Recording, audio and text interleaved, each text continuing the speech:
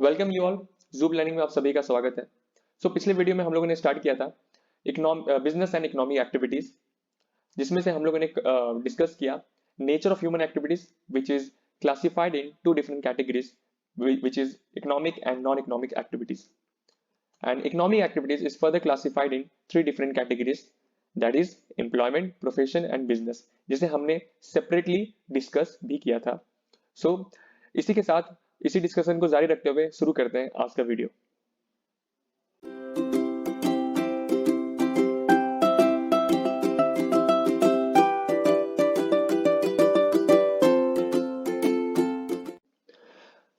आज हम लोग स्टार्ट करने वाले हैं business as an economic activity से। ठीक है। Economic activity has three important criteria: production और क्रिएशन ऑफ यूटिलिटीज, दूसरा है distribution of goods and services for the satisfaction of human wants, तीसरा है इकोनॉमिक गेन और प्रॉफिट।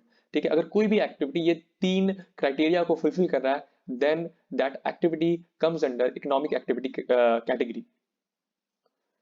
सेपरेटली अब तीनों क्राइटेरिया को डिस्कस करते हैं। जो पहला है creation of utilities is by way of production of goods and services. मतलब यूटिलिटीज कैसे क्रिएट होगा? By way of production of goods and services. ठीक है, the goods and services are produced to satisfy human wants for an economic gain. तो मतलब कि goods and services क्यों produce किया जाता है? ताकि ह्यूमन नीड्स को या फिर वांट्स को फुलफिल किया जा सके। और ये ह्यूमन वांट्स क्या था? तो हम लोग ने पिछले वीडियो में देखा है कि ह्यूमन वांट्स मतलब कि मतलब बेसिक वांट्स। ठीक है, जो बेसिक है, जो काफी इंपॉर्टेंट मतलब नीड है ह्यूमंस का, जैसे कि रोटी और कपड़ा मकान। ठीक है। और इसमें भी जो मोटिव है क्या? Economic gain. ठीक है, मतलब कि प्रॉफिट मोटिव है। Utilities are created by means of production in the following forms. अब यूटिलिटीज जो है ये बाय मींस ऑफ प्रोडक्शन ये तीन फॉर्म्स में क्रिएट किया जाता है, जैसे कि बाय प्रोड्यूसिंग, चेंजिंग और रीअरेंजिंग। दूसरा है बाय ट्रांसपोर्टिंग द गुड्स, तीसरा है बाय स्टोरिंग और स्टॉकिंग द गुड्स। ठीक है, जो पहला जो है बाय प्रोड्यूसिंग, चेंजिंग और रीअरेंजिंग द एग्जिस्टिंग मैटर या फिर the existing state of goods. ठीक है, so as to make it more useful for satisfaction of human wants. इसको एक एग्जांपल के थ्रू समझते हैं। सपोज एक फार्मर है। ठीक है, अब फार्मर वो कॉटन का फसल कर रहा है। एक टेक्सटाइल मिल है। टेक्सटाइल मिल उस कॉटन को, जो फार्मर ने जो कॉटन को कल्टीवेट किया है, ठीक है, उस कॉटन से वो टेक्सटाइल मिल फैब्रिक बना रहा है। अब आते हैं टेलर भाई साहब, यानी कि दर्जी भाई साहब। दर्जी उस फैब्रिक से वो शर्ट बना रहा है। तो यहां पर आप देख रहे हैं, यहाँ प्रोड्यूस हो रहा है, चेंज हो रहा है, रीअरेंज किया जा रहा है। ठीक है।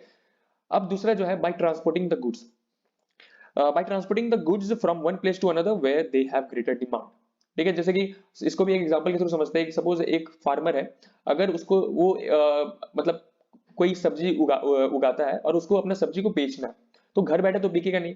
तो जाहिर सी बात है, उसको अपने घर से मार्केट प्लेस जो है, यानी कि सब्जी मंडी है वो, या फिर कोई बाजार है, तो वहां तक उसको अपना सब्जी को लेके जाना होगा, तभी वो बेच पाएगा। क्योंकि उसका सब्जी का डिमांड कहां पर ज्यादा है? मार्केट में ही डिमांड ज्यादा है। तो उसको अपना देखना होगा कि मेरा डिमांड किस जगह पे ज्यादा है, वहीं पर वो जाकर के वो मतलब बेच पाएगा। ठीक है, तो यहां पर by transporting goods from ghar to sabzi mandi, मतलब by transporting vegetables from ghar to sabzi mandi where they have greater demand. अब आते हैं तीसरे पॉइंट में, बाय स्टोरिंग और स्टॉकिंग द गुड्स। मतलब गुड्स को स्टोर या स्टॉक करके क्यों रखा जाता है? गुड्स को स्टोर या स्टॉक करके इसलिए रखा जाता है so that this can be available for consumption when supply becomes scarce. ठीक है, जब सप्लाई में कमी आ जाए, इसीलिए गुड्स को स्टोर या स्टॉक करके रखा जाता है। अब बढ़ते हैं दूसरे पॉइंट की तरफ। Production of goods and services done with the objective of providing them to consumers for a price. ठीक है, production of goods and services इसलिए होता है ताकि वो कंज्यूमर तक पहुंचाया जा सके for a price. If such goods and services are not able to satisfy the wants of a consumer, the business may not survive for long. ठीक है, अगर वो गुड्स एंड सर्विसेज कंज्यूमर्स को सेटिस्फाई नहीं कर पा रहा, तब जो बिजनेस है वो ज्यादा लंबे समय तक टिक नहीं पाएगा। There is no business activity if person grows vegetable in his kitchen garden for a consumption by members of his family. अगर कोई अपने घर के गार्डन में वेजिटेबल, कोई भी साग सब्जी उगा रहा है खुद के कंजप्शन के लिए या खुद की फैमिली के कंजप्शन के लिए, तब वो बिजनेस एक्टिविटी के कैटेगरी में नहीं आएगा। This is because the vegetable are not produce for sale in the market to satisfy wants of others.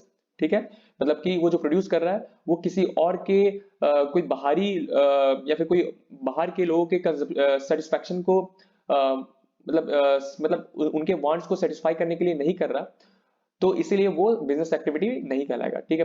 However, if a manufacturer produces goods for a sale, a trader buys goods for resale, in each case for a profit, then there will be business activity. तो यहाँ पर जो ये जो last वाला जो point है, however if यहाँ से जो स्टार्ट हुआ है, यहाँ पर क्या है कि कोई एक मैन्युफैक्चरर है, वो प्रोड्यूस किया, एक ट्रेडर खरीदा, वो एक ट्रेडर खरीदा ताकि उसको वो रीसेल करके खुद एक मुनाफा कमा सके। तो यहाँ पर हर एक स्टेज में या हर एक केस में मतलब मैन्युफैक्चरर का भी जो मोटिव है वो प्रॉफिट कमाना है, होलसेलर का भी जो प्रॉफिट है, या फिर जो ट्रेडर हो गया, अब वो ट्रेडर होलसेलर भी हो सकता है, रिटेलर भी हो सकता है, कोई भी हो सकता है, तो उनका भी जो प्रॉफिट होता है, उन हर एक स्टेज में जो भी मैन्युफैक्चरर से लेकर के मार्केट प्लेस तक जो भी बीच में जो भी पार्टीज इन्वॉल्व होती है, उन सभी का एक अपना प्रॉफिट मोटिव होता है, ठीक है। तब उनको उस एक्टिविटी को हम लोग कहते हैं बिजनेस एक्टिविटी, ठीक है। Then such activity, then it will be considered as an business activity. अब हम आते हैं अपने लास्ट क्राइटेरिया पे, which is economic gain or profit. A business produces goods for sale at a price which is often more than the cost of production. ठीक है, business जो होते हैं अपने जो गुड्स को सेल करते हैं, which is at a price which is higher than the या फिर more than the cost of production.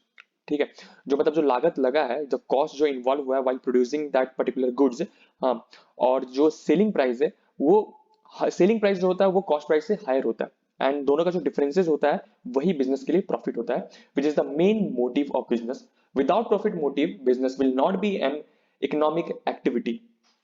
दस, यहाँ पर मैंने दूसरे बॉक्स में मैंने लिखा है कि दस where are housewife performs domestic chores या फिर डोमेस्टिक ड्यूटी कह लीजिए, या डोमेस्टिक टास्क कह लीजिए, हाउस होल्ड टास्क कह लीजिए, हाँ, there is production and distribution of utilities, but because of absence of profit motive it cannot be called an economic activity। ठीक है, जो भी हाउसवाइफ होती है या फिर मदर होती है, वो निस्वार्थ भाव से घर का सारा काम करती है, उनका मोटिव प्रॉफिट मेकिंग नहीं होता। दैट इज वाई उनका जो एक्टिविटी होता है it is we can not consider as an economic activity. So इसी के साथ यहाँ पर हमारा ये वीडियो आज का खत्म होता है। आई होप आप लोगों को ये वीडियो पसंद आया होगा।